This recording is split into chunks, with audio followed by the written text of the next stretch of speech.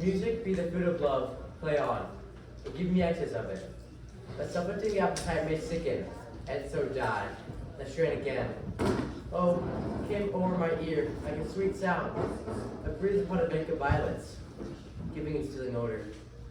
Enough, no more. 'Tis not sweet now as it was before. O spirit of love, how quick and fresh art thou. When mine eyes did first see Olivia, methought she purged their pestilence. In that instant was I turned to a heart, and like cruel hounds, e'er since pursue me. Why not? What news, milady? So please, my lord, I may not be so admitted, but by her handmaiden do return this answer. The element itself is but 7 years' heat, shall not behold her face that ample view. But like Claustra shall veiled walk, and water once a day her chamber round. With eye offending brine, all this the season. A brother's dead love, which she will keep fresh, and lasting in her sad remembrance. O she that hath the heart, such fine frame, to pay the debt of love, to a brother, away before me to my sweet bed of flowers. Love thoughts lie rich when can't be with bowers. Feel like you're falling down. What country friends is this? 'Tis Illyria, lady. And what should I do in Illyria? My brother, he is in Elysium. Perchance he is not drowned. What think you, sailors? 'Tis perchance that you yourself were saved. Oh, my poor brother, and perchance may he be. True, madam, and to comfort yourself with chance, assure yourself, after our ship did split, when you and those poor number saved with you hung upon our driving boat, I saw your brother most provident in peril, bind himself, courage and hope both teaching him the practice, to a strong mast that lived upon the sea, where, like Orion on the dolphin's back, I saw him make acquaintance with the waves, so long as I could see. Mine own escape unfolded to my hope, whereto thy speech serves for authority. The like of him. Knowest thou this country? I, madam, for I was bred and born but 3 hours this very place. Who governs here? A noble duke, in nature as in name, What's the name? Orsino, Orsino. I heard my father name him. He was a bachelor then. and is now, or was but a month ago. I went from hence, and 'twas fresh in murmur, as you know what great ones do, the less paddle of, that he sought the love for fair Olivia, What's she? a virtuous maid, the daughter of a count, who some 12th month died. Then leaving her in the protection of his son, her brother, shortly also died, for whose dear love they say she hath observed the sight and company of all men. Oh, that I serve the lady, and might not be delivered to a row. That were hard to compass, for she will admit to no kind of duke. No, not the duke. There is a fair behavior in the captain. I pray thee, and I'll pay thee bounteously. Conceal me what I am, and be my aid, for such disguise as haply shall become the form of my intent. I will serve this duke. He will preserve me as a servant to him.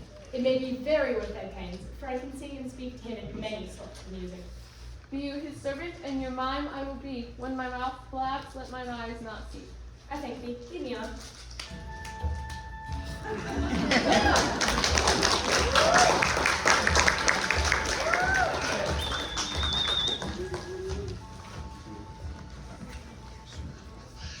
What a plague means my niece to take the death of her brother thus? I'm sure cares an enemy to life. By my troth, Sir Toby, you must come at earlier nights. Your cousin, my lady, takes great exceptions to her ill hour. Why let her accept before accepted? Aye, but you must confine yourself within the modest limits of order. Confine? I'll confine myself no finer than I am. For these clothes be good enough to drink in, and so be these boots too. That walking and drinking will undo you. I heard of my lady talk of it yesterday, and of a foolish knight you brought in one night, here to be her wooer. Who, Sir Andrew Ragushik? Aye, he. He's as tall a man as any's in Illyria. What's that to the purpose? Why, he has 3,000 ducats a year. Aye, but allowed to earn all these ducats. He's a very fool and a prodigal. By that you'll say so. He plays all the valley gamboys and speaks 3 or 4 languages, word for word, without book, and hath all the good gifts of nature. He hath indeed almost natural, for besides that, he's a fool. And but that he hath the gift of a coward to allay the gust he hath in quarreling, 'tis thought among the prudent that he would quickly have the gift of a grave. Why they saying they are scoundrels and subtractors that say so of them? Who are they? They that ask. Moreover, he's drunk nightly in your company. With drinking healths to my niece. I'll drink to her as long as there's a passage in my throat and drink in Illyria. Castaniel Abogo, for here comes Sir Andrew Aguface. Sir Toby Belch. How now, Sir Toby Belch? Sweet Sir Andrew. Bless you, fair shrew. And you too, sir. Accost, Sir Andrew, accost. Good Mistress Accost, I desire better acquaintance. Fare you well. And thou that part so, Sir Andrew, that thou mightest never draw sword again. Good, and you part so, mistress. I might never draw sword again. Fair lady, do you think you have fools in hand? Sir, I have not you by the hand. Marry, but you shall have, and here's my hand. Mary, never let go of your hand. O knight, thou likest a cup of canary. Oh, when did I see thee so put down? Never in your life, I think, unless you see canary put me down. I am a fellow of the strangest mind. I'm a great eater of beef, and I think that does harm to my wit. No question. And I thought that. I'd forswear it. I'll ride home tomorrow, Sir Toby. Porqué, my dear knight? What is porqué? Do or do not? Faith, I'll home tomorrow. Your niece will not be seen. Or if she be, it's 4-1. She'll none of me. For even the Count himself here hard woos her. She'll none know the count. She'll not match her degree, neither in estate, years, nor wit. I've heard her swear it touch. There's life in it, man. I'll stay a month longer. I'm a fellow of the strangest mind. I delight in masks and revels, sometimes altogether. Art thou good at these kickshaws, knight? Faith, I can cut the caper. And I can get the mind to it. I think I have the back trick simply as strong as any man in Illyria. Wherefore are these things hid? Wherefore have these things occurred and drawn before them? I did think by the excellent constitution of thy leg that it was formed under the star of a gallows. Aye, 'tis strong, and it doesn't different in a flame-colored stock. Shall we set about some revels? What shall we do else? Let me see the caper. Excellent!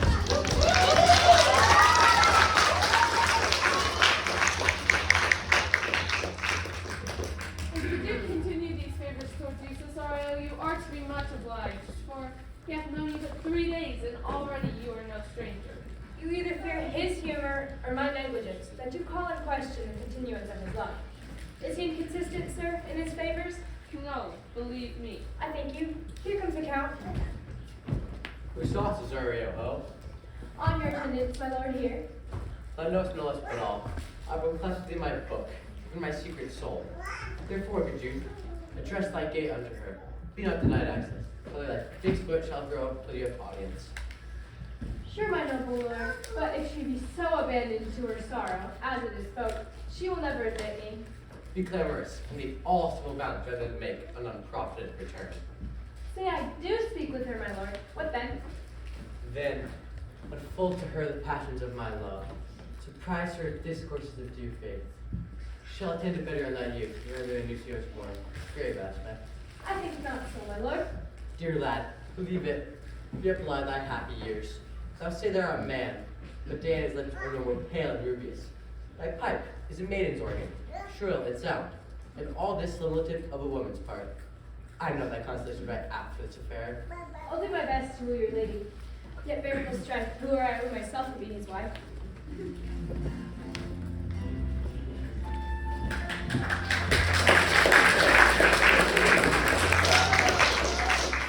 Nay, either tell me without the spin, or I will not open my lips so wide as a bristle lantern way of thy excuse.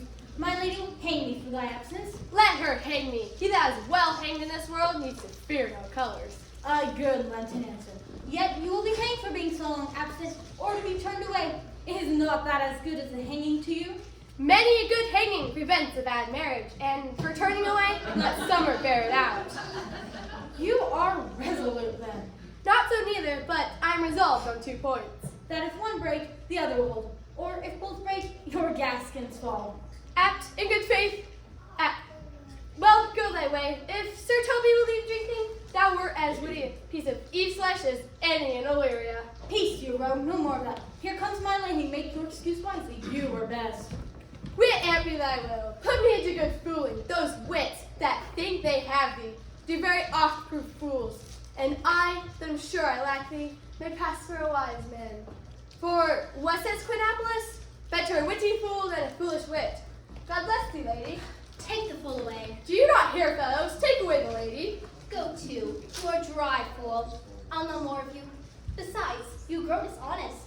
2 faults, Madonna, that drink a good counsel amend. For give the dry fool drink, then is the fool not dry? Bid the dishonest man mend himself. If he mend, he is no longer dishonest. If he cannot, let the botcher mend him, as there is no true couple but calamity. So, beauty's a flower, the lady bade take away the fool. Therefore I say again, take her away. Sir, I bade them take away you. Miss, risen in the highest degree, could Madonna give me leave to prove you a fool? Can you do it? Dexterously, good Madonna. Make your proof. Good Madonna, why mournest thou? Good fool, for my brother's death. I think his soul is in hell, Madonna. I know his soul is in heaven, fool. The more fool, Madonna, to mourn for your brother's soul being in heaven. Take away the fool, gentlemen. What think you of this form of Oleo? Don't be not meant. Yes, and shall do to the pains that is shaken, infirmity, that decays the wise to make the bread a fool. God send you, sir, a speedy infirmity, for the better increase of your folly. Sir Toby will be sworn that I'm no fox, but he will not pass his word for 2 pence that you are no fool. How say you to that, Movolio? A more of your lady should taste the lion, such a very rascal. I saw him put down the other day by an ordinary fool, with no more brain than a rock. I protest I take these wise men who laugh at fools no better than the fool's zanes. Oh, you are sick of self-love, Movolio, and taste with a distempered appetite. There is no slander in an allowed fool, though he do nothing but rail, nor no railing in a no discreet man, though he do nothing but reprove. Now, Mercury, do thee the fleecing, for thou speakest well of fools. Madam, there is at the gate a young gentleman much desirous to speak with you. From the Count Orsino, is it? I know not, madam. 'Tis a fair young man, and well attended. Who of my people holds Middelay? Sir Toby, madam, your kinsman. Oh, fetch him off, I pray you. He speaks nothing but madman. Fine him. Go you, Malvolio. If you be suit from the Count, I am sick or not at home. What you will to dismiss it. Now you see, sir, how your foolings grow old, and people dislike it. Thou hast spoke for us, Madonna, as if thy eldest son should be a fool, whose school Jove crammed with brains. For here he comes, Hoodalikin has a most weak pie matter. By mine honor, half drunk. What is he at the gate, cousin? A gentleman? A gentleman? What gentleman? 'Tis a gentleman here, a plague, oh these pickle herring, how no such? Good Sir Toby. Cousin, how have you come so early by this lethargy? Lechery? I defy lechery! There's one at the gate! Ay, marry, what is he? Let him be the devil and he will! I care not. Give me face, say I. Well, it's all one. What's a drunken man like, fool? Like a drowned man, a fool, and a madman. 1 draught above he makes him a fool. A second mans him, and a third drowns him. Go down and seek the crowner and let him settle my cuz, for he's in the 3rd degree of drink. He's drowned. Go, look after him. He is but mad yet, Madonna, and the fool shall look to the madman. Madam, yon young fellow swears he will speak to you. I told him you're sick, but he took on himself to know such a thing. I told him you're asleep, but he had foreknowledge of that too.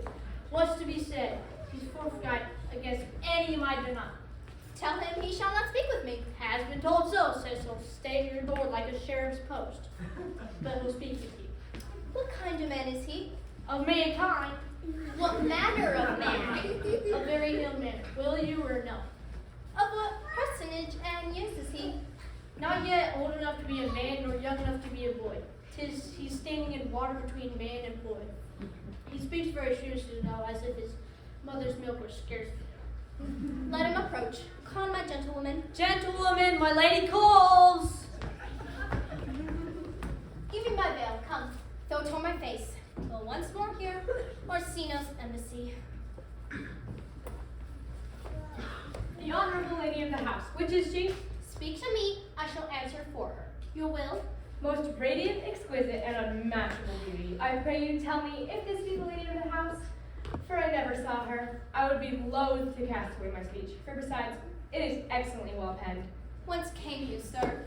I can see a little more than I have studied, and that question's out of my part. Good gentleman, give me modest assurance that if you be the lady of the house, I may proceed in my speech. Come to what is important in it. Alas, I've taken great pains to con it. 'Tis poetical. It is the more like to be feigned. I pray you keep it in. I heard you were saucy at my gates, and allowed your approach rather to wonder at you than to hear you. If you be not mad, be gone. If you have reason, be brief. Speak your office. It alone concerns your ear. Give us the place alone. We'll hear this divinity. Now, sir, what is your text? Most sweetly, A comfortable doctrine, and much may be said of it. Where lies your text? in Orsino's bosom, In his bosom. In what chapter of his bosom? to answer by the method in the very first of his heart. Oh, I have read it. It is here saying. Have you no more to say? Dear lady, let me see your face. Have you any commission with your lord to negotiate with my face? You are now out of your text. But we will drop a curtain and show you the picture. Look you here, sir. Such a one I was this present. Is it not well done? Excellently done, if God did all. Lady, you are the cruelest she alive, if you would leave these graces to the grave, and leave the world no copy. Oh, sir, I will not be so hard-hearted. I'll give out divers schedules of my beauty. It shall be inventoried. Every particle and utensil labeled to my will. As item, 2 lips, indifferent red. Item, 2 gray eyes, the fluids to them. Item, 1 neck, 1 chin, and so forth. Were you sent hither to praise me? I see what you are. You are too proud. But if you are the devil, you are fair. My lord and master loves you. Oh, such love could not be recompensed, though you were crowned with an unparalleled beauty. How does he love me? With adorations, fertile tears, with groans that thundered love, with sighs of fire. Your lord does know my mind. I cannot love him. Yet I suppose him virtuous, know him noble, of great estate, of fresh and stainless youth, in voices well divulged, free, alert, valiant, and in dimension and the shape of nature, a gracious person, but yet I cannot love him. You might have took his answer long ago. If I did love you, in my master's flame, for such a suffering, such a deadly life, in your denial, I would find no sense. I would not understand it. Why? What would you? Make me a willow cabin at your gate, and call upon my soul in the house. Write loyal cantons of condemned love, and sing them loud, even in the dead of night. Hallow your name to the reverberant hills, and make the babbling gossip of the earth cry out, Olivia. You might do much. What is your parentage? Above my fortunes, yet my estate is well. I am a gentleman. Get you to your lord. I cannot love him. Let him say no more. Unless, perchance, you come to me again to tell me how he takes it. Very well. I thank you for your pains. Spend this for me. I am no feed post lady. Keep your purse. My master, not myself, lacks recompense. Love, make his heart afflit, that you shall love. And let your fervor, like his own, be placed in contempt. Farewell, fair cruelty.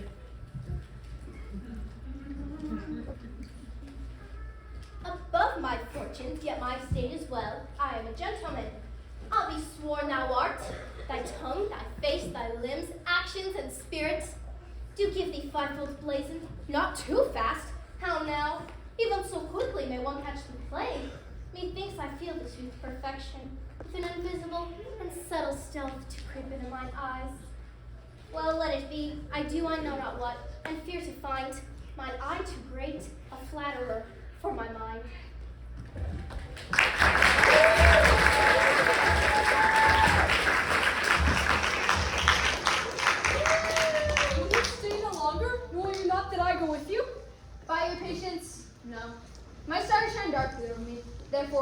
I shall crave with you your leave, that I may bear my eagles alone. Let me yet know whither you are bound. No sooth, sir, but I shall perceive in you so excellent a touch of modesty, that you will not extort from me what I am willing to keep in. You must know me then, Antonio. My name is Sebastian. My father was that Sebastian of Messlin, whom I know you have heard of. He left behind him, myself, and his sister, both born in an hour. If the heavens had been so pleased, would we had so ended? But you, sir, altered that. For some hour before you took me from the reach of the sea, was my sister drowned. Alas the day. A lady, sir. It was said she much resembled me, was yet of many accounted beautiful. She is drowned, sir, with salt water, though I seem to drown her remembrance again with more. Pardon me, sir.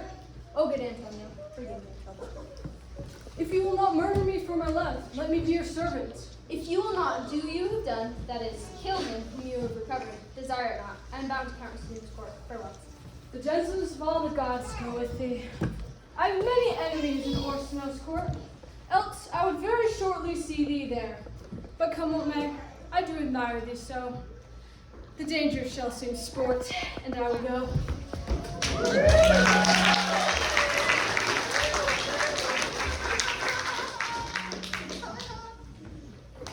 Approach, Sir Andrew. Not to be abed after midnight is to be up betimes. Nay, my troth, I know not. What I know, to be up late is to be up late.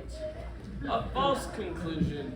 Not to be up after midnight and to go to bed then is early. So that to be up after midnight and to go to bed then is to go to bed betimes. Does not our life consist of the four elements? Nay, my troth, so they say. But I think it rather consists of eating and drinking. Thou art a scholar, therefore let us eat and drink. Marianne, I say, a stoop of wine. Here comes the fool of thy faith. How now, my hearts, do you never see a picture of we three? Excellent. Now, a song. There's a sixpence for thee. Let's have a song. Would you have a love song or a song of good life? A love song, a love song. Aye, I care not for good life. Oh, mistress mine, where are you roaming? Oh, say now, to that coming, that considerable orient look. Trip no further, through these candies, lovers meeting, every wise man's son does know.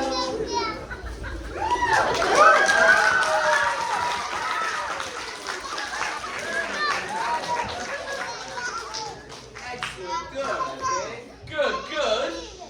What is love is not hereafter, present, birth, after, what you promise still unsure. In the later life no plenty, then come kiss me sweet, and 20 useless stuff will not endure.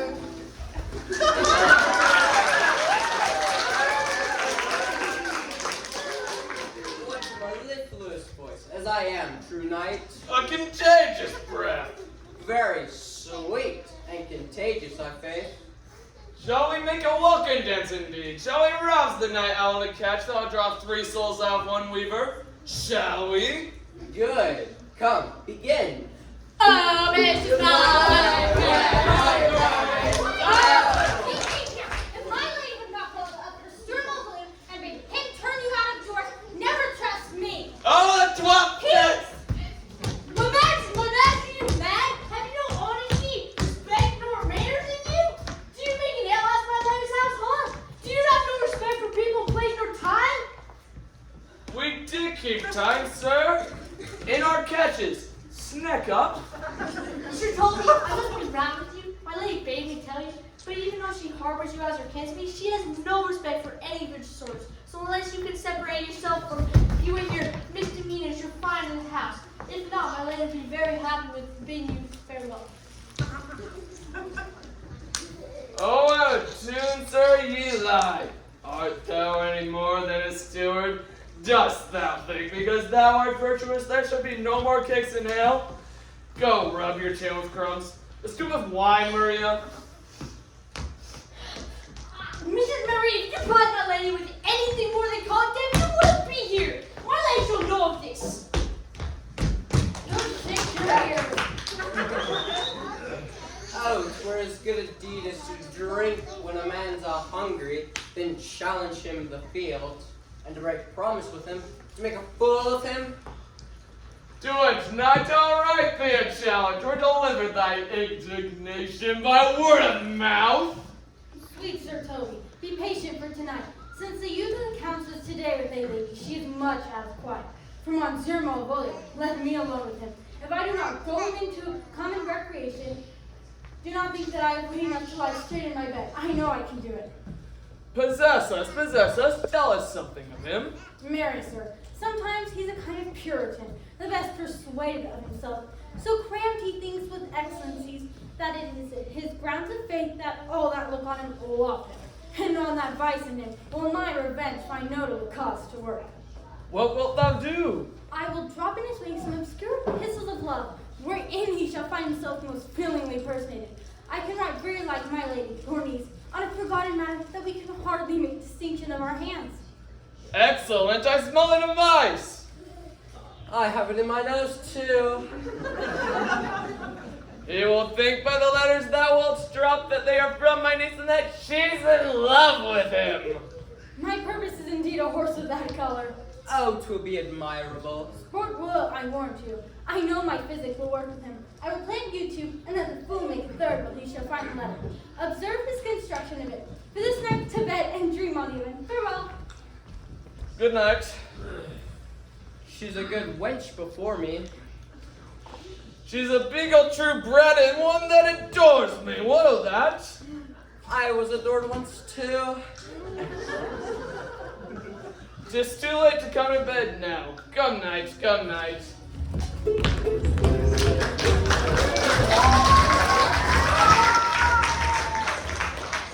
Boy, thou shalt love, and sweet Pinguet, remember me.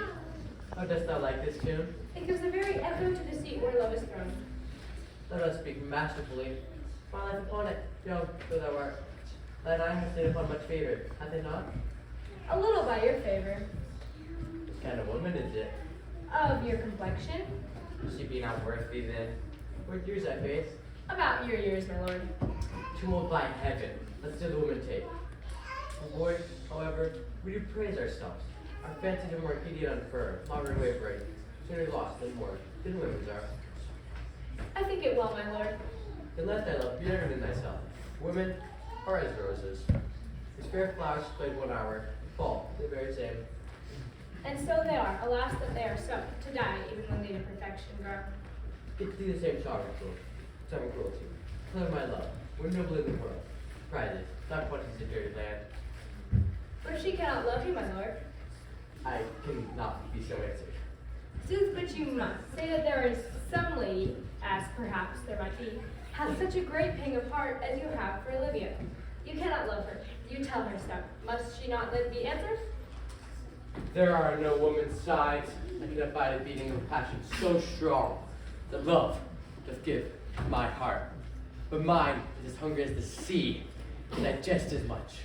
Make no compare between that love a woman can bear me, and that I owe Olivia. Ay, but I know What dost thou know? too well what love women to men they owe. In truth, they are as true as hard as we. My father had a daughter loved a man, as perhaps were I a woman, I should your lordship. What is your history? A blank, my lord, for she never told her love, but concealment, like woman the bud, beat on her damask cheek. She pined in thought, with the green and yellow melancholy, and sat like patience on a monument. Was not this love indeed? We men say more, swear more, but indeed our shows are more than more. For still we prove much in our vows, but little in our love. And died thy sister over love? I'm all the daughters of my father's house, and all the brothers too. And yet I don't know. Sir, shall I to this lady? Aye, that's the theme. Sure in haste. Give me this jewel, so that my love can give no place, by no delay.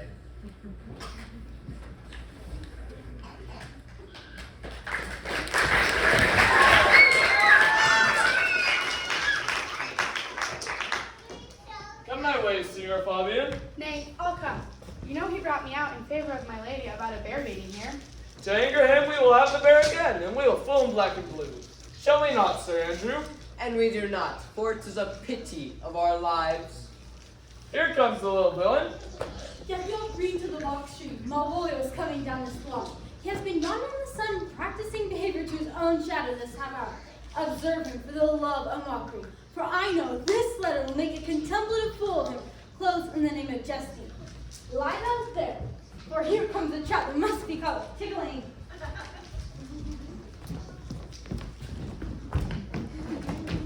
Tis but fortune knows. Fortune Marie once told me she didn't respect me. Besides, she treats me with the more exalted respect than anyone else who follows her. What should I think on this? Here's an overweening rogue. Please, contemplation makes a rare tricky compliment. How he jets under his advanced coins. Slight, I could so beat that rogue. Peace, I say. To be Count Malvolio. Ah, rogue. This one. Peace, peace. Oh, peace, now he's deeply. Look how imagination blows him. Having already been 3 months married, sitting in my state. Oh, for a stone blow to hit him in the eye now. Me and my velvet gown having come from a daybed where I've left Olivia sleeping. Fire and brimstone. Peace. And then after to have a demure travel guard telling them I know my place and station of theirs, to kinsman Toby. Bolts and shackles. 7 my people, with an obedient start, make out to him. I frowned a while and played with some watcher fancy jewel. Toby approaches, curtsies. Shall this fellow live? And what silence we draw the most of cards, get peace. I extend my hand, thus quenching my familiar smile with an austere regard of control. And does not Toby take you a blow of the lips then? Saying, cousin Toby and my fortunes have cast me upon your knees, giving me this prerogative of speech. What? You must amend your drunkenness. Out, scab! Be patient, and break the sinews of our plot. Besides, you waste your treasure of a time with a foolish knight. That's me, I'll warn you. One Sir Andrew. I knew it was me. We're many to call me fool. One woman he appeared. How is the woodcut near the gin? Oh, peace, the spirit of humor, intimate reading aloud to him. My life, this is my lady's hand. It's in contempt of question, her hand. To the unknown beloved, this are my good wishes. Her very faces, to should this be? Winston, liver and all. Job knows I love, but who? Lips do not move. No man must know. No man must know. The follows numbers altered. No man must know. This will be the Malvolio. Mary Huntley Brock. I may command where I adore. M-O-A-I. This way my life. Excellent point, said I. M-O-A-I. That's one my life. Maybe the first one is. What blessed poison has she dressed him? I may command where I adore. Why, she may command me. I serve her. She is my lady. This can't be any form of passage. There's no obstruction. This and the end. What does that? If I could make that alphabetical position portend something in me. M-O-A-I. M.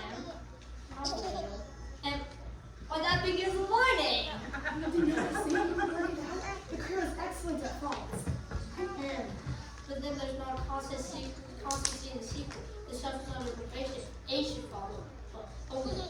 And no showing, I hope. I'll cudgel him and make him cry, oh. And then I comes behind. If you had an eye behind you, you might see more detraction at your heels than fortunes before you. M-O-A-I. This English is responsible for me. And yet to question a little, for all of these letters are my name. Here falls a trust. If this font thy hand, revolve. In my stars, I'm above thee. Be not afraid of greatness. Some are born great, some achieve greatness, and some have greatness thrust upon them. Be opposite with the kinsman, surely with servants. Remember who commanded thy yellow stockings, and wish to see thee ever cross-guarded? I say remember, go to thou art. Maid, if thou desirest to be so, if not, let me see thee a steward, so. Farewell, the unfortunate unhappy. I will be proud. I will read politic authors. I will baffle Sir Toby. I will wash over gross acquaintance. Why, she did commend my yellow stockings and praise my my lady being ever cross guard, and in this she manifests herself to be my love. Jove, I thank my stars, I am happy. Here said a postscript. Thou canst not choose, but know who I am. If thou entertainest my love, let it appear in thy smile. Thy smiles become thee well, therefore my presence still smile. Hear my sweet, I pray thee. Jove, I will smile. I will do everything thou wilt have me.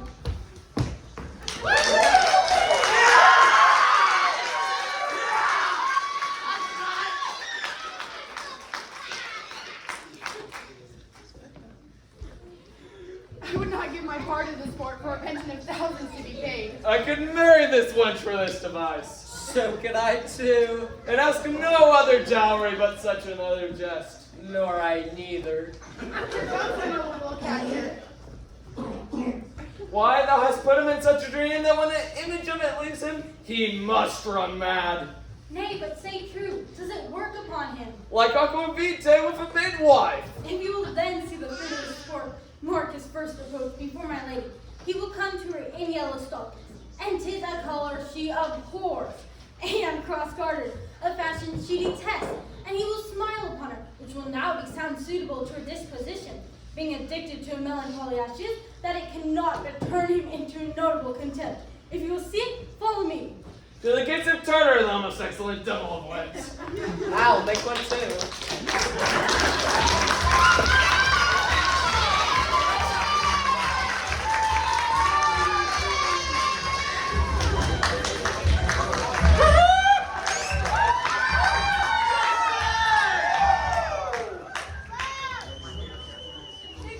And then music. Dost thou live by the tavern? No, sir, I live by the church. Art thou a churchman? No, I live by the church, for I live in my house, and my house does stand by the church. I warrant thou art a merry fellow, and carest for nothing.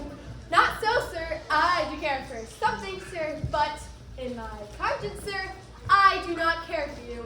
If that be to care for nothing, sir, I would it could make you invisible.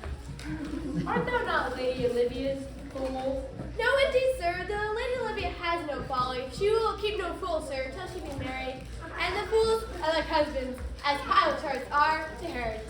The husband's the bigger. I am indeed not her fool, but her corrupter of words. I saw thee late at Count Orsino's. Foolery, sir, does walk about the orb like the sun. It shines everywhere. I would be sorry, sir, but the fool should be as oft as her master is with my mistress. I think I saw your wisdom there. Nay, and thou pass upon me. Hold, here's expenses for thee. Now, Jove, and his next commodity of hair, send me a beard. By my troth, I tell thee, I'm almost sick for one. Though I would not have it grown on my chin. Is the lady within? My lady is within, sir. I will construe to them whence you come, who you are, and what you would are at my welcome. I might say element, but the word is overworn. This fellow is wise enough to play the fool, and to do that craves a kind of wit. He must observe the mood on whom he jests, the quality of person, and the time. This is a practice as full of labor as a wise man's art. For folly that he wisely shows fit. For wise men folly find, quite tame their wit. Save you, gentlemen. And you, sir? Will you encounter the house? My niece is desirous you should enter, if your trade be to her. I am bound to your niece, sir. I mean, she is the list of my voyage. Taste your legs, sir. Put them to motion. My legs do better understand me, sir, than I understand you, bidding me taste my legs. I mean to go, sir, to enter. I will answer you with gate of entrance, but we are prevented. Most excellent accomplished lady, the heavens rain odors on you. That youth's rare courtier, rain odors well. My mother hath no voice to your own most pregnant and vouchsafed ear. Odors, pregnant, vouchsafe. I'll get them all three already. Let the garden door be shut and leave me to my hearing. Give me your hand, sir. My duty, madam, and my most humble service. What is your name? Cesario is your servant's name, fair princess. My servant, sir. 'Twas never merry world. Since lowly fame was called compliment, your servant to the Count Orsino you. And he is yours, and his must needs be yours. Your servant's servant is your servant, madam. For him, I think not on him. For his thoughts,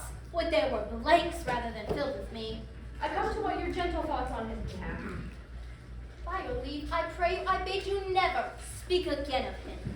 But would you undertake another suit? I would rather hear you solicit that than music from the spheres. Dear lady, Give me leave, beseech you. Have you not set mine honor at the stake and baited it with all the unmuzzled thoughts that tyrannous heart can think? To one of you receiving, enough is shown. A cypress, not a bosom, hide my heart. So let me hear you speak. I pity you. That's a degree to love. Not a prize, for 'tis vulgar proof that we very often pity our enemies. Why then, methinks it's time to smile again. The clock upbraids me with the waste of time. Be not afraid, good youth, I will not have you. And yet, when wit and youth is come to harvest, your wife is alike to reap a proper man. There lies your way, due west. Then westward help, grace and good disposition attend your ladyship. You'll nothing, madam, to my lord by me? Stay, I prithee, tell me what thou thinkst of me. That you think you are not what you are. If I think so, I think the same of you. Then you are right. I am not what I am. I would you were, as I would have you be. Would it be better, madam, than I am? I wish it might. For now, I am your fool.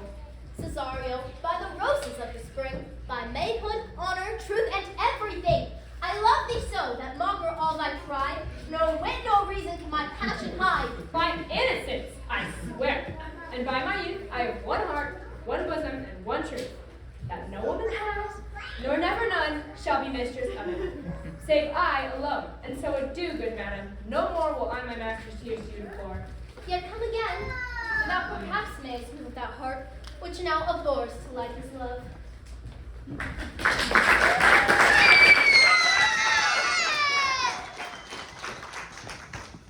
No, faith. I'll not stay a jot longer. Thy reason, dear Benham, give me thy reason. You must needs yield your reason, Sir Andrew. I saw your niece do more favors for the Count's serving man than she ever bestowed upon me. Did she see thee the while, old boy? Tell me that. As plain as I see you now. This was a great argument of love in her towards you. Slight. Will you make an ass of me? I will prove it legitimate, sir, upon the oath of judgment and reason. She did show favor to the youth in your sight, only to exasperate you, to awaken your dormouse valor, to put fire in your heart and brimstone in your liver. This was looked at for your hand, and this was balked. You would hang like an icicle on a Dutchman's beard, unless you do redeem it by some laudable attempt, either of valor or policy. And it be any way, it must be with valor, for policy I hate. Why then let me build thy fortunes upon his basis of valor. Challenge the Count's youth to a fight. Hurt him in 11 places. My niece shall take note of it. And assure thyself there is no love broker in the world that can more prevail in man's condemnation with woman than report of valor. There is no way but this, Sir Andrew.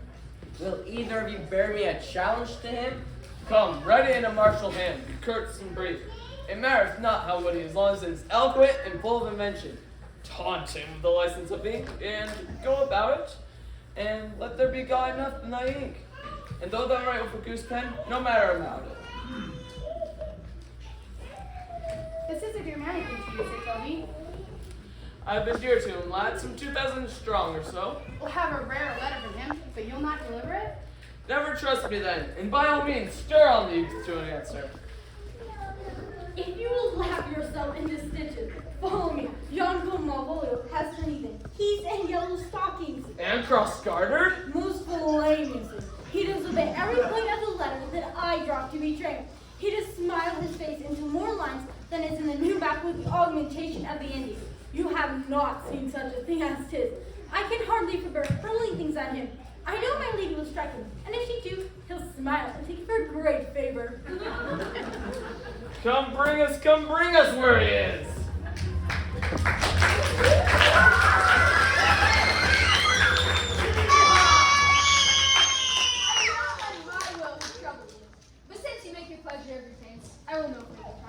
I cannot stay behind you. My desire more sharp than foul steel did spur me forth. My kind Antonio, I can no other answer make but thanks. But whereas is my conscience firm, you should find better dealings. What's new? Shall shall we go see the relics of this town? Tomorrow, sir. Best first go see your lodging. I am not weary, and 'tis a long night. Let us satisfy our eyes with the memorials and things of fame that do real in this city. Would you pardon me? I do not without danger walk these streets. Once, in a sea fight, against the Count his galleys, I did some service. Of such note indeed, that were I taken here, it would scarce be answered. But like you slew a great number of his people? The fence is not of such a bloody nature. Albeit, the quality of the time and the quarrel might well have been a bloody argument. It might have since been answered in repaying what we took for them. For traffic's sake, most of the city did. Only myself stood out. For which, if I be lost in this place, I shall pay dear. Do not then walk too open. Doth not fit, sir. Hold, here's my purse. In the south suburbs at the Elephant, it's best to lodge. There shall you have it. Why I your purse? Happily your eye shall light upon some toy you have desired to purchase. And your stores, I think, are not for idle market, sir. I will be your purse bearer and depart from you for an hour. To the Elephant. I do remember.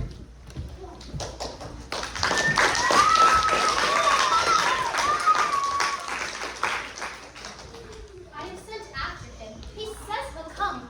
Where is Malvolio? He's coming, madam, but in a very strange manner. He's sure possessed, madam. Why, what's the matter? Does he rave? No, madam, he does nothing but smile. Your ladyship would best have some guard about you if he come, for sure the man is tainted in his wits. Go call him hither. I am as mad as he. His sad and merry madness equal be.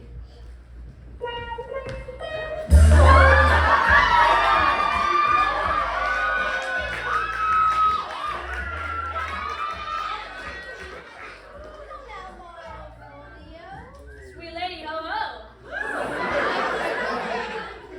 I sent for thee upon a sad occasion. Sad lady, that could be sad, and that would make some obstruction in the tightness of the crowding, but for that. Why, how dost thou, man? What is the matter with thee? Not black in my mind, don't you know my legs?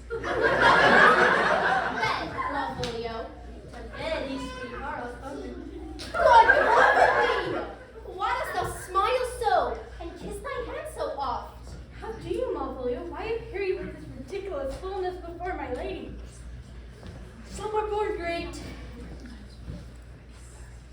Some were born great. What meanest thou by that, Malvolio? Some achieve greatness. What sayest thou? And some of greatness are survived. Heaven, restore to an angel.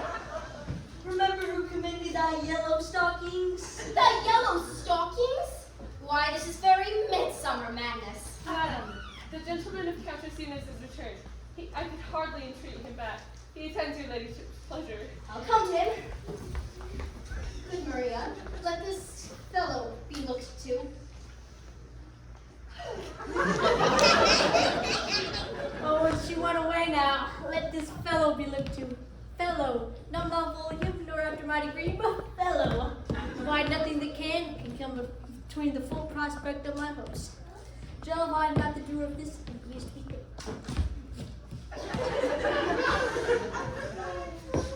Which way is he in the name of sanctity? If all the devils of hell be drawn in a little, and the legion himself possessed him, yet I'll speak to him. Here he is. Here he is. How is it with you, sir? How is it with you, man? Go off. Go off. Let me be in my private. Go off. Lo, how old the fiend speaks within him. Did not I tell you? Sir Toby, my lady, prays you to have a care of him. Does she so? Go to, peace, peace. We must deal gently with him. Let me alone. How do you, Malvolio? How is it with you? What you say? Pray he be not bewitched. My lady would not lose him for more than I'll say. How now, mistress? Oh my stars! Pray thee, hold thy peace. This is not the way. Do you not see ye move him? Let me alone with him. No way but gentleness. Gently, gently. The fiend is rough and will not be roughly used. Get him to say his prayers, good Sir Toby. Get him to pray. My prayers me! No, I warrant you, he will not hear of godliness. Go hang yourselves all. You're all idle shallow things. Go hang yourselves all.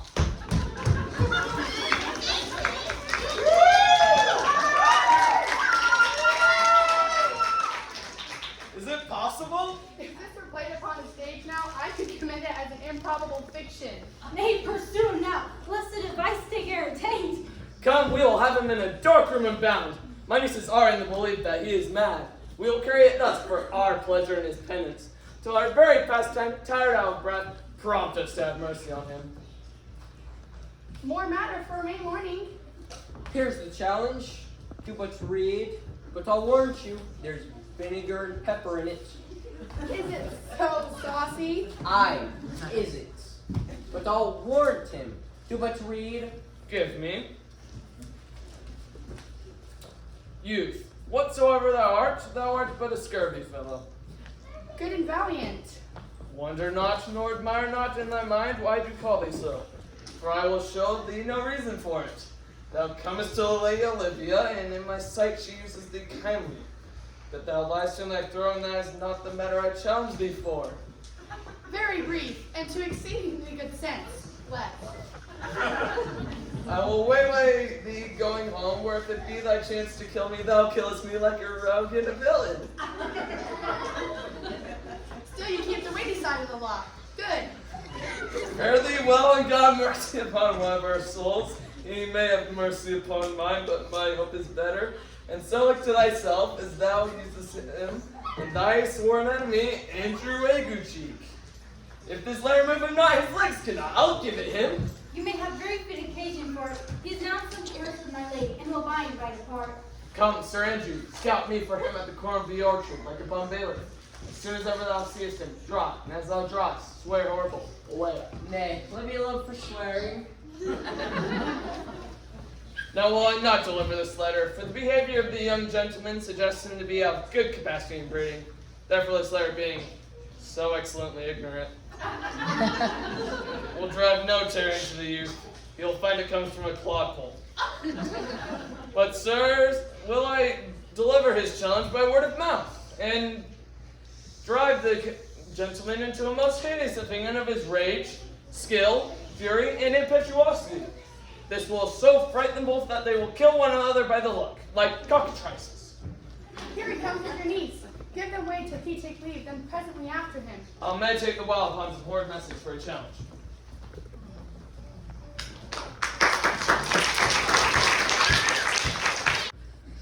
I have said too much unto a heart of stone, and laid mine honor too unchary out. The same behavior that your passion bears goes on my master's grief. I beseech you, come again tomorrow.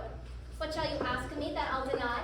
That honor saved may upon asking give? Nothing but this, your true love for my master. How? With mine honor may I give him that which I have given you? I will acquit you. Well, come again tomorrow. Fare thee well. A fiend like thee might bear my soul to hell. Save you, gentlemen! And you, sir. What defense thou hast been taking to it? What nature wrongs thou hast done him, I know not. But thine interceptor, full of despite, bloody as the hunter, awaits thee at the orchard end. Be yare in thy preparation, for thine assailant is quick, skillful, and deadly. You mistake, sir. I am sure no man hath any quarrel to me. You'll find it otherwise, I assure you. Therefore, if you hold your life at any price, betake you to your guard. For your opposite hath in him what youth, strength, skill, and wrath can furnish man withal. I pray you, sir, what is he? He is a knight, dogged unhatched rapier on carpet consideration. Souls and bodies hath he divorced 3, and his incensement at this moment is so implacable that satisfaction can be none but by the pangs of death and sepulchre. I will return again into the house and desire some conduct of the lady. I am no fighter. Back you shall not to the house, unless you undertake that with me, which with as much safety you might answer him. This is as uncivil as strange. I pray you do me this courteous office as to know of the night of which my offense to him is. It is something of my negligence and nothing of my purpose. I will do so. Singer Fabian, stay by this gentleman till my return. Pray you, sir, do you know of this matter? I know the knight is incensed against you, but nothing of a circumstance more. I beseech you, what manner of man is he? He is indeed, sir, the most skillful, bloody, and fatal opposite that you could have possibly found in any part of Illyria. Will you walk towards him? I'll make your peace with him if I can. I shall be much bound to you for it. Why, man, he's the very devil! I had a pass with him, rapier, scabbard, and all. And he gives me the stucking with such a moral motion that is inevitable. And he pays you as surely as your feet hit the ground you step on. Pox on it, I'll not meddle with him. Aye, but Bobby can scarce hold him yonder. He will not be now pacified. Plague on it. I thought he had been so valiant and cunning in fence. I seen him damned ere I challenged him. Let the matter slip, and I'll give him my horse. I'll make the motion. Stand here and make a show on it. I have his horse to take up the quarrel. I persuade him, the useless devil. He is horribly conceited against him, and pants and its tail as if a bear were at its heels. There's no remedy, sir. The gentleman will, for oath's sake, fight with you. Therefore draw for this abhorrence of his vow. He protests he will not hurt you. Pray, God defend me. A little thing would make me tell them how much I lack of a man. Give ground, you seem furious. Come, Sir Andrew. There's no remedy. The gentleman will, for honor's sake, have one bout with you. But he has promised me, as he is a gentleman and a soldier, he will not hurt you. Come on, George. Pray God he keep his oath. I do assure you 'tis against my will. Put up your sword! If this young gentleman hath done offense, I take the fault on me. If you defend him, I for him defy you.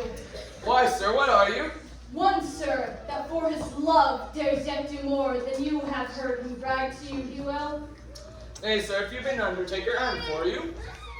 Oh, good Sir Toby Colt, here come the officers. I'll be with you anon. Pray you, sir, put up your sword if you please. Very will I, sir. This is the man to the... Antonio, I arrest thee at the suit of Count Orsodo. You do mistake me, sir. No, sir. No, I know your favor well, though now you have no sea cap on your head. Take him away. He knows I know him well. I must obey. This comes of seeking you, but there's no remedy. I shall answer it. What will you do now my necessity makes me to ask you for my purse? Come, sir, away. I must entreat of you some of that money. What money, sir? For the fair kindness you have shown me here, out of my leading low ability, I'll lend thee something. Will you deny me now? Must I bring to you these kindnesses that I've done for you? I know of none, nor know you by voice, or any teacher.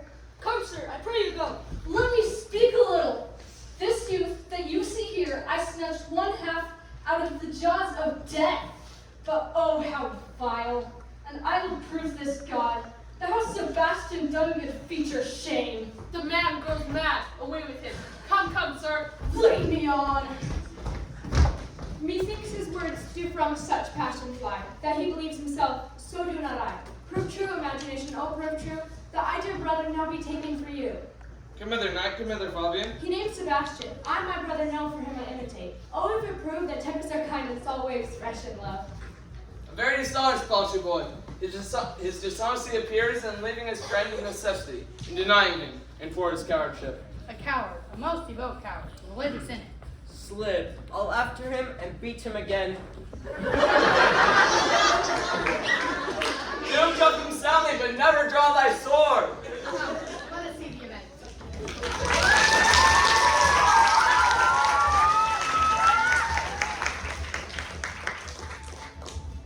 Will you make me believe that I'm not sent for you? Go to, thou art a foolish fellow. Let me be clear with thee. No, I do not know you, nor is your name not Master Cesario, nor am I not sent to you by my lady, nor is this not my nose neither. Nothing that is so, is so. I pray thee, vent thy folly somewhere else. Thou knowest not me. Vent my folly? I prithee now, ungird thy strangeness and tell me what I shall vent to my lady. Shall I vent to her that thou art coming? I pray thee, foolish Greek, depart from me. There is money for thee. If you tarry longer, I shall give worse. By my troth, thou hast an open hand. These wise men that give fools money get themselves a good report after 14 years' purchase. Now, sir, now that I have met you again, there's for you. Why, there's for me! And there! And there! Are all the people mad? Hold, sir, I'll throw your dagger o'er the house. This will I tell my lady straight. I would not be in some of your coats for 2 pence. Let go thy hand! Come on, sir, I'll not let go your hand. Come, my young knight, take up your arm. You are well fleshed. Come on. Nay, let him alone. I'll have an action of battery against him if there be any law in Illyria. I shall be free from thee. If thou darest tempt me further, draw thy sword. What? Nay, I must have an ounce or two of this Malbert blood from you. Hold to me! On my life, I charge thee! Hold! Madam? Will it ever be thus? O gracious wretch, where manners never preached, out of my sight! Be not offended, dear Cesario. Roseby, be gone! I prithee, gentle friend, let thy fair wisdom, not thy passion sway, in this uncivil and now unjust extent against thy peace. What relishes in this? How runs the stream? Or I am mad, or else this is a dream. Let fancy still, my sense and leafy steep. If it be thus a dream, still it is. Nay, come, I prithee, would thou be ruled by me? Madam, I will. Oh, say so, and so be.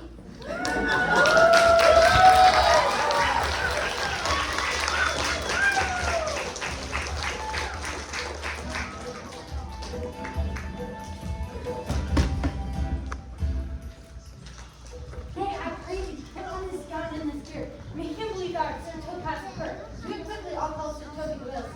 Well, I'll put it on, and I'll dissemble myself in it.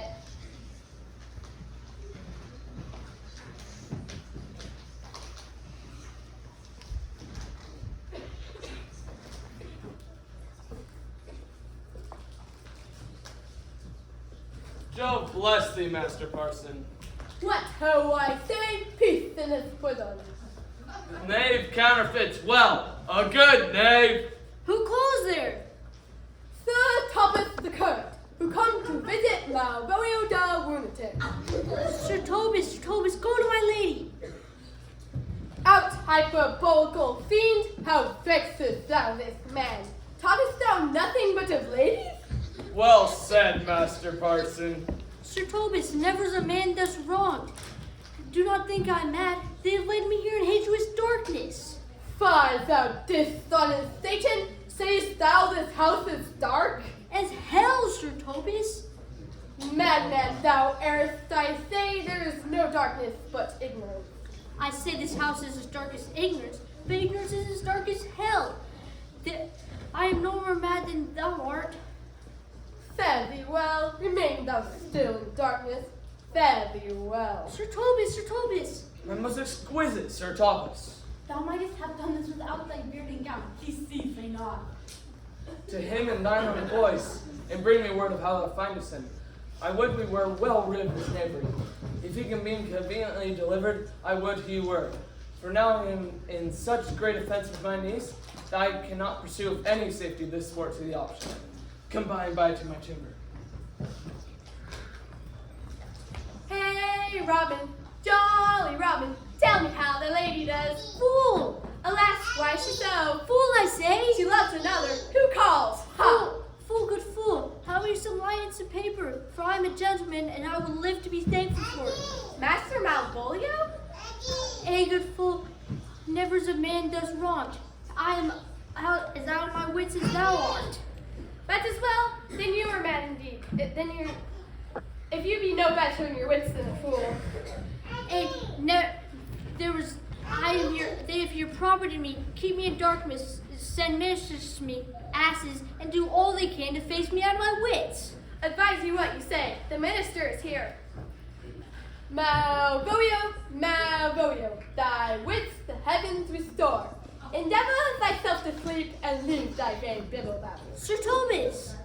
Maintain no words with him, good fellow. God be with you, good Sir Thomas. Marry, amen. I will, sir, I will.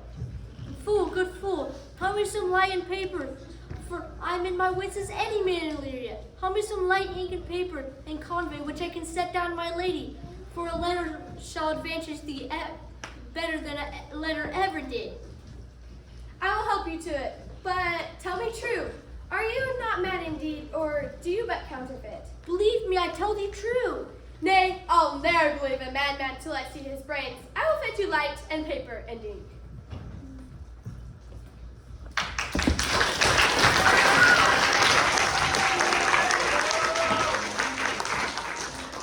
This is the air son. This is the pearl she gave me. I do feel it. And see it. Although 'tis wonder that grasps me thus, yet 'tis not madness. Where is Antonio? I could not find him at the elephants, yet there he was. I found credit that he did range in town to seek me out. His counsel now might do me golden service. And though my soul disputes well with my sense, there is something in it that is deceivable, that I am ready to distrust mine eyes, and wrangle with my reason that persuades me to any other trust with it. I am mad. Or else the lady is mad. If 'twere so, she cannot sway her house, command her followers, or take and give back affairs, and their dispatch with such a smooth, discreet, and stable bearing as I perceive she does. There is something in it that is deceivable, but here the lady comes. Blame not this haste of mine, if you mean well. Now go with me and this holy man into the chantry by. There before him, underneath that consecrated roof, plight me the full assurance of your faith, that my most jealous and too doubtful soul may live at peace. What do you say? I will go with this holy man and follow you, having sworn to ever will be true. Then lead the way, good father, and heaven so shine that they may fairly know to keep after mine.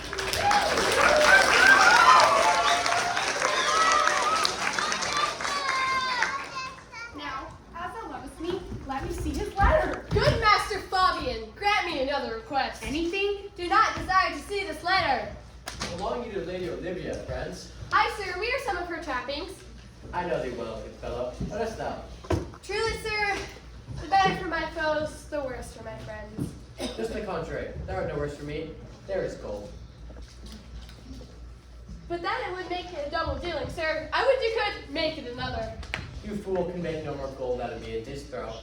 But if you tell your lady I am here to speak with her and bring down with you it may, to waste my bounty further. Marry, sir, well abide to your bounty until I come again.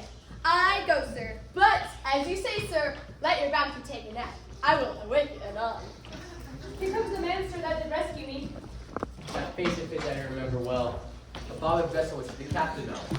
With the most scaffold grapple, did he make the most noble bottom of my fleet. Orsino, this is that Antonio that did take the phoenix and her fought from Candy. In private rabble did we apprehend him. He did me kindly, sir, drew on my side, but in fair conclusion, put strange speech upon me. I know not what 'twas, but distraction. Notable tyrant, saltwater thief, but foolishness has brought thee to thy mercies. For turf so bloody and so dear, hast made thine enemies. Orsino, noble sir, be pleased that I shake off these names you give me. Antonio never yet was thief nor pirate, though I confess on base grounds enough. Orsino's enemy, that most ungrateful boy there by your side, from the rude seas enraged in foamy mouth down the Dean. A wreck past hope he was, his life I gave him, pure for his love, into the danger of this adverse town, drew to defend him when he was beset. For being apprehended, his false cunning, while one wink denied me mine own purse, which I had recommended to his use not half an hour before. How can this be? When came you to this town? Today, and 3 months before, both day and night did we keep company. Here comes the Countess. Now heaven walks on her. For thee, fellow, thy words are madness. For 3 months hath this good youth attended upon me. More of that and I'll take him aside. What would my lord that he may not have, wherein Olivia may seem serviceable? Cesario, you do not keep promise with me. Madam, Gracious Olivia. What do you say, Cesario, good my lord? my lord would speak, my duty hushes me.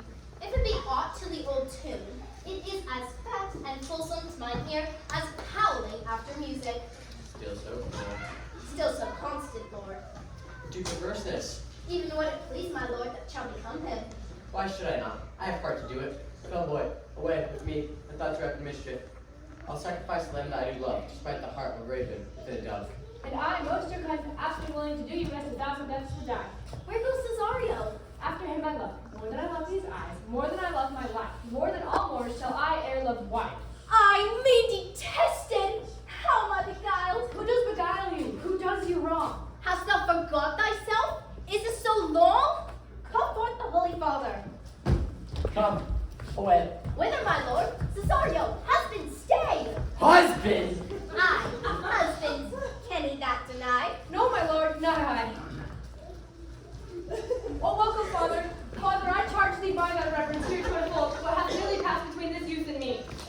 and contract of eternal by the word, confirmed by mutual joining of your hands, attested by the holy cause of the whips, strengthened by interchange of your wings, and all this ceremony sealed in my compact by my function and my testimony.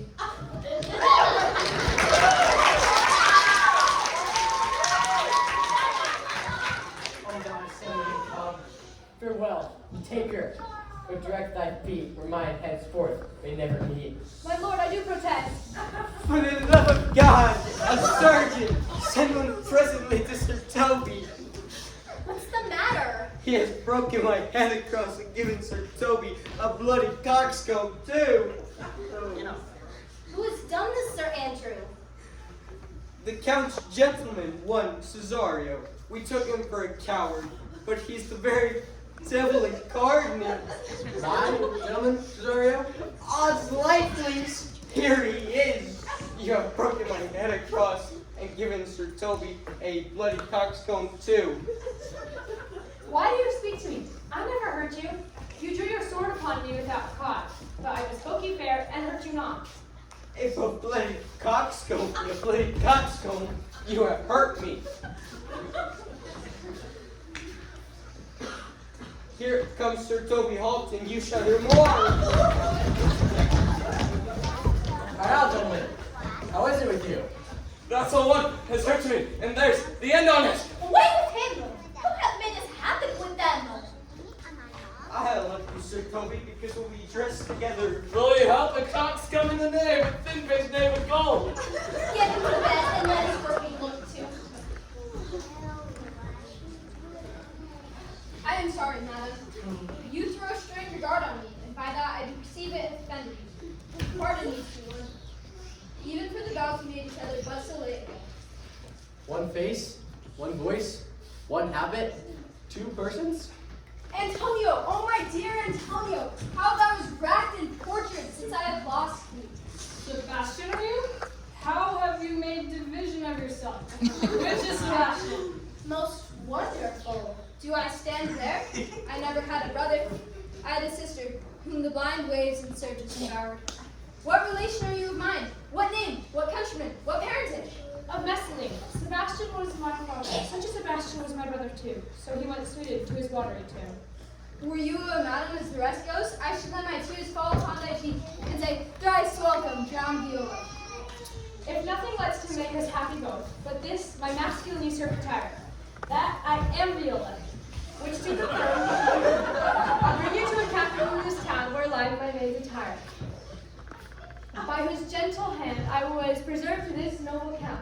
All the occurrence of my fortune since happened between this lady and this lord. So comes it, lady. You have been bestowed.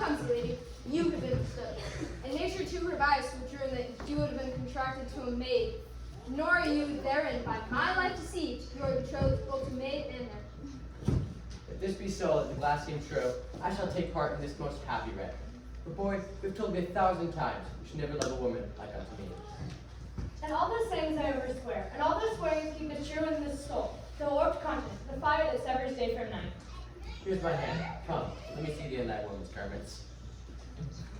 Happy that to bring me first on shore past my maid's attire. And upon some action, he is now in spirits out my boy's suit, a gentleman, and a follower of my lady's. He shall enlarge him. Maria, fetch William hither. And yet, alas, now I remember me. They say, poor gentleman, he's much distract. How does he, sirrah? Truly, sir, he holds Beelzebub at the stave's end, as well as a man in his case may do, is here writ, a letter to you. Open it and read it. Look then to be well edified when the fool delivers the madman.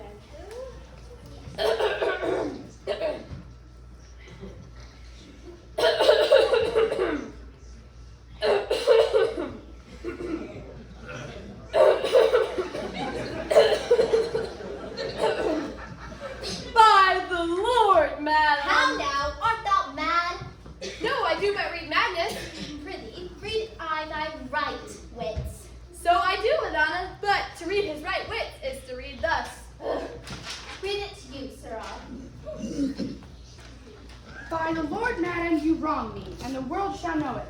Though you have put me into darkness and given your drunken cousin rule over me, yet have I the benefit of my senses, as well as your ladyship. I have your own letter that induced me the semblance that I put on, with the which I doubt not but to do myself much right or you much shame. Think of me as you please, the madly used Malvolio. Did he write this? Aye, madam. See him delivered. Fabian, bring him hither. My lord, so please you, these things further thought on, to think me as well a sister as a wife. One day shall crown the alliance on it. So please you, here at my house and at my proper costs. I must act to embrace your offer. Your master quits you, and for the service you have done him, from this time you shall be your master's mistress. Sister, you are she. And come now, Malvolio. Lady, you have done me wrong, enormously wrong. Have I, Malvolio? No. Lady, you have. Pray you pursue this letter. Do not now deny us your hand, for you have bade me coming, smiling across door to you in my yellow stockings, and then have me frown upon Sir Toby in the light of people. And then you suffered to have me in prison, held in a dark room, visited by the priest, to make the most notorious gaping hole myself. Tell me why. Alas, Malvolio, this is not my writing, though I confess much like the character. But out of cloistering, 'tis Maria's hands. Good madam, hear me speak. Most freely I confess. Myself and Sir Toby set this advice against Malvolio here, upon some stubborn and uncourteous parts we had conceived against him. Maria read the letter at Sir Toby's great importance, and read him henceforth he hath married her. Alas, poor fool, how they have baffled me. Why, some are born great, and some achieve greatness. And some have greatness thrown upon them. I was one, sir, in this interlude, one Sir Thomas, sir, but that's no one. By the Lord, fool, I am not mad. And you remember, madam, why laugh you at such a barren rascal? And you smile not, he's gagged. And thus the whirligig of time brings in his revenges. I'll be revengeful back to you!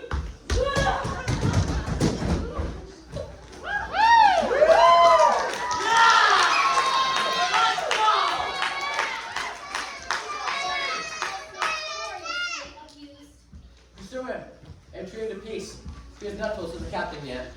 When this is known and a golden time convent, a solemn combination shall be made, as already is told. Meantime, sweet sister, you shall not part from hence. Cesario, for that is you shall be known as a man. When other habits you are seen, your master's mistress.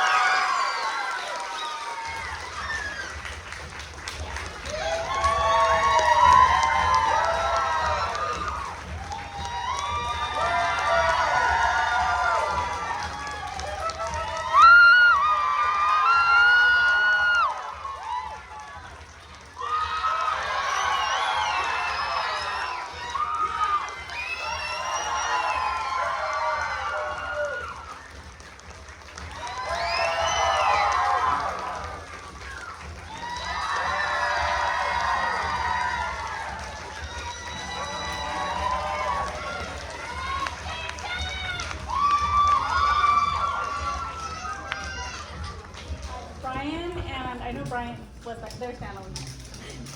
Brian and Natalie Dial. We have Elisha Wynn. We also have Portia Dial in the tech group.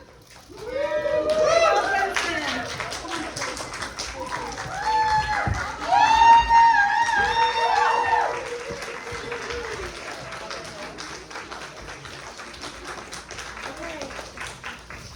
Some are born great, some achieve greatness, some have greatness thrust upon them. And I think all three of those things are true for all of these. So Dana Lee and Brian have done this for 4 years? 3 years now. So they're our in-house thespian coaches. Thank you so much. Big round of applause.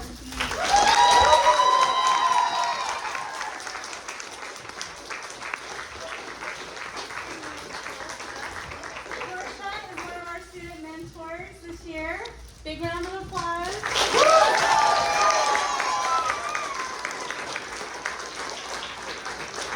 Micah is our producer, and Raquel has been the stage manager, our other student mentor.